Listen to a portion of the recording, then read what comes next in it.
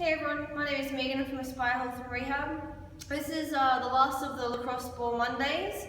It's the last Monday of June, so this is the last video. I'm going to be showing you a few more things that you can do with the lacrosse ball as a part of your training regime.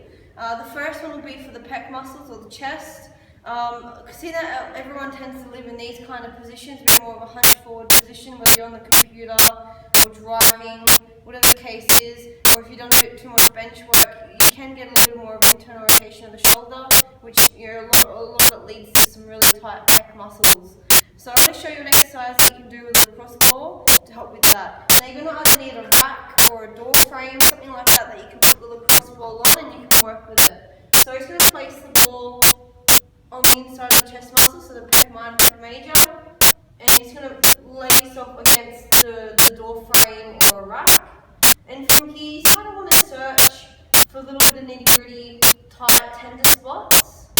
Okay, if you want to add an extra element into it, take a breath in, breathe out, sink yourself into it a bit more. Or if you want to be a bit more intense, you can also add some arm movements in as well. So you're pretty much tapping the tissue down, and then you're going to be moving the arm either in an outwards position, forwards position, or just a bit of everything. So you're just searching for little tight and tender spots. With a door frame or a rack, it works best because you can have your head on the other side. Sometimes, depending on the position of the door frame, you might not be able to do certain forward position movements. That's why sometimes a rack or a pole might be best. So again, positioning, find the nitty-gritty spots, and you're just going to be tapping the arm back and forward. Now you can do the same thing here with the upper trapezius muscles, so some of the neck muscles that can get really tight. Again, you're going to be using the door frame, placing the ball at the neck muscles, getting into a bit of a lunge with the door rack or frame, and again you're searching for some of the tight tender spots. Again, my head on the other side of the rack, and again you can also add in some tapping movements with the arm to add a bit of intensity to that tap and move stretch.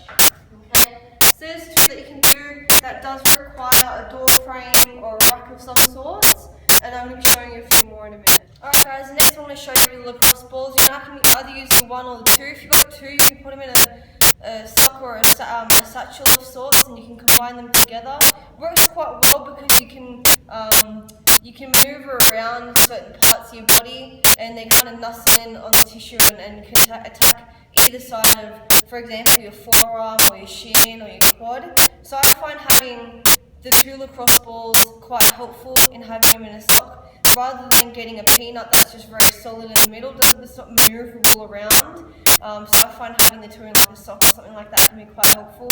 But either way, with lacrosse balls, you can either use one. I'm going to show you what to do for people with tennis elbow or golfer's elbow or any sort of forearm tension and tightness, whether because you've been doing a lot of deadlifts, bench, whatever, chin-ups, or whether you're doing a lot of typing or driving, whatever the case is, sometimes they can get really tight and can cause some grief. So you can either use the single lacrosse ball, and again, on the inside of the forearm, you're just going to be searching for some of the nitty-gritty spots again, and then tacking the forearm or the wrist into flexion and extension, or up and down and up movements. But I find the two lacrosse balls are quite helpful in this instance, where you can kind of do like a seesaw pattern. You're going to be getting in on the inside of the forearm, and you're also attacking the outside of the forearm as well.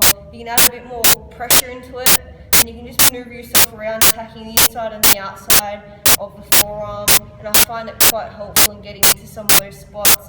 Again, using my hand on top to add a little bit of over pressure and a bit more pressure into those, into the release. You can add as much pressure or as little pressure as you want, but like I said, it does work quite helpful in getting both the outside and inside of the forearm for those that get really tight and jacked up through there. So there's the Lacrosse Ball Monday, everyone. Last of the 4 series. Thank you for watching. If you have any questions, please contact me either on the business Facebook page or the website www.aspirehealthrehab.com.au.